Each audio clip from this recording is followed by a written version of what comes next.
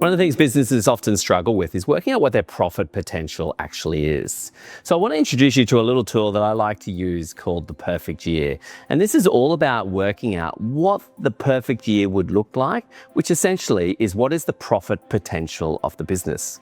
Now, usually you'll do this on a spreadsheet, but I've tried to simplify it on a bit of our blackboard here for the purpose of the video. But essentially what you do is you get your last 5 years worth of performance, last 5 years of your profit and loss statements, throw them into Excel.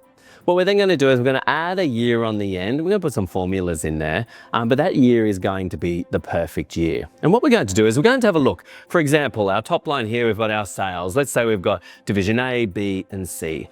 And we're going to say, which was our best year of sales? Now, it might be the best year because of price, or it might be the best year because of the volume of sales. So think about that. But let's say that division A, our best year was 22. Okay, so we're going to put that number, that number over here. Let's say our best year for division B was 24, and we're going to put that number over there. Let's say the best year for division C was 25. And so we're going to put that in there. And so that's a perfect sales year where we get all divisions firing at the same time. We then are going to need to look at the gross profit margin. Now, typically you would do that by division as well, but for the simplicity of the blackboard, I've just got one line item of gross profit margin. And you're going to look, well, what year was the best profit margin that we achieved? And we might actually say, well, that was FY23. So we'll move that percentage over here. Obviously, we're then going to calculate that percentage as a percentage of the sales, preferably by division, to get to a gross profit perfect year dollar. We then have to have a look at our costs.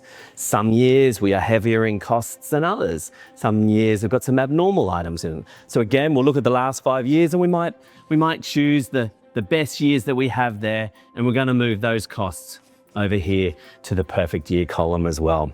From there, we're going to calculate the formulas down to get our perfect year profit, our perfect year profit potential.